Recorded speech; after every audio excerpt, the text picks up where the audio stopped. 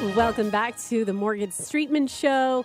We buzzed through our first segment. Morgan didn't get a chance to get into our local interest angle, and we've got something taking place right now. I've been trying to kind of keep up with it as we've been doing the show because it was happening live, the public hearings in regards to 4 bars, 4 businesses in Ybor, and they're looking at whether or not they will lose their liquor licenses. That's serious business. That is serious business.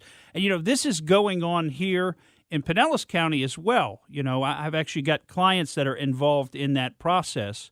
And, basically what's happening is these businesses are being cited for not observing social distancing, as though the business is in control of all of the customers.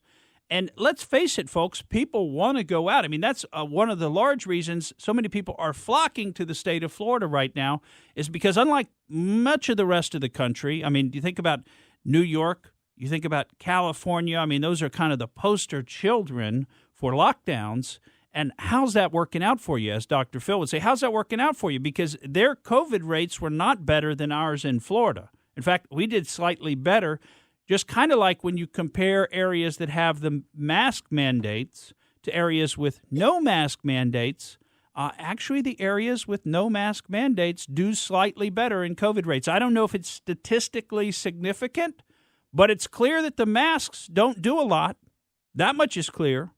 All right. They didn't do anything for you if the rates weren't better in the places where they required the wearing of the mask. Same thing with the lockdowns. The lockdowns didn't do anything for us except for kill our economy, which is apparently what some people in this country want to do. They want to kill the economy. They want to kill small business. I saw a story over the weekend where Congressman Ro Khanna from California was talking about the fact that if your small business can't pay a minimum wage of $15 an hour, and actually, if you listen to what he actually said $23 an hour, then we don't want your business. We just assume you didn't exist. Just eliminate that economic engine of prosperity for somebody's life, somebody who wants to have their own business. Maybe they have to have their own business. Maybe they can't get a job given to them by, a McDonald's or something. Maybe they want to have their own food cart or whatever it may be. But if you can't pay $15 or maybe as much as $23 an hour, we don't even want you to have the right to have that business. I thought that was the American dream. Wasn't it? It was. It was the American dream, Pat. And it's going to get worse and worse because if it goes down the path, it's going down because that person who can't afford to run their small business anymore, they better not be the wrong group think. They better not be, too far conservative because then they won't be able to be hired by a big corporation. That's right. That's right. You'll be totally canceled. You'll be marked forever based on some social media posts, and we got some stories about that. But here locally, I mean, what can you do? The only thing I can think that you can do besides voting next time around, which is important, but I think you call these people. You call your county commissioners, you call your city councilman, you call your mayor's office, and you let your voice be heard. You tell them, look, I don't want you shutting down these businesses. I like these bars being open. I want to patronize these bars. And here's the thing. They're not going to do it based on your one call. But if enough people call, if there's enough of a groundswell of opinion, maybe they could be convinced to alter their course a little bit. I'm just completely flabbergasted why today, now, after all that we know about what works, what doesn't work, what coronavirus is and what it is not, after all that we've learned over the past year, that we're still in a position of wanting to shut these businesses down, shut down bars and restaurants, and we're still living in some kind of it's like a crazy land, where you go into a restaurant, you're supposed to wear a mask when you go in, but when you sit down, you could take it off, but if you need to go to the bathroom, you have to put it on to get up and move around. Like you can't spread the coronavirus when you're sitting down and eating and talking. I mean, it's collective insanity. It's absolutely collective insanity. And I can't fathom why we're still locked in that world, why enough people haven't woken up over the past year and said, enough is enough. This is enough. We're done with this. They're doing this in Europe. They have massive protests in Germany and England and France saying no more lockdowns. No more lockdowns. And yet here we are in the land of the free, the home of the brave, the United States of America, and we've got our own government taking away liquor licenses, shutting down businesses, engines of economic opportunity, both for the owners and for the people who work there. Does that make any sense to you?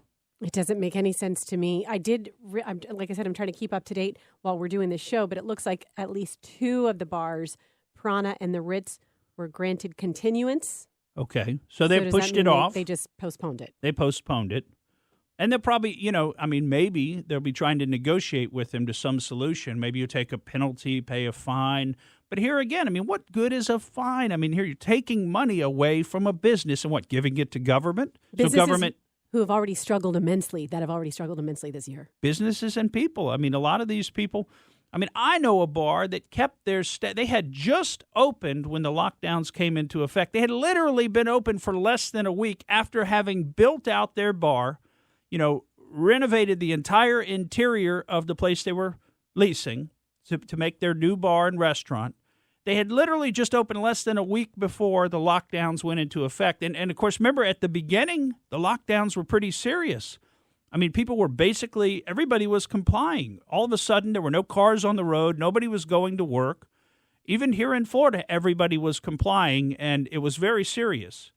And then we quickly learned that it really wasn't helping that much, that the rates weren't going to get out of control, and things started opening back up. Now, this is in May and June of last year. Here in Florida, things started opening back up. And I remember the governor saying, we're not going to do this anymore in May of 2020. Now here we are in February of 2021, and the local city council's got to exert its power. Because they're only important if they can exert their power over you. The little bureaucrat with the big stick saying, no, you can't have people standing at the bar. Studies show that COVID transmission goes through the roof when you stand at the bar. But you can sit at the bar. Oh, there you go. That's what I'm saying. It's complete insanity. And here it's being enforced by our own government, hell-bent on destroying our businesses. Thank you for listening to the Morgan Streetman Show. We hope you enjoyed what you heard, and if you did, please click like and subscribe to help us out. And remember that we recommend that you exercise your brain at least once a week.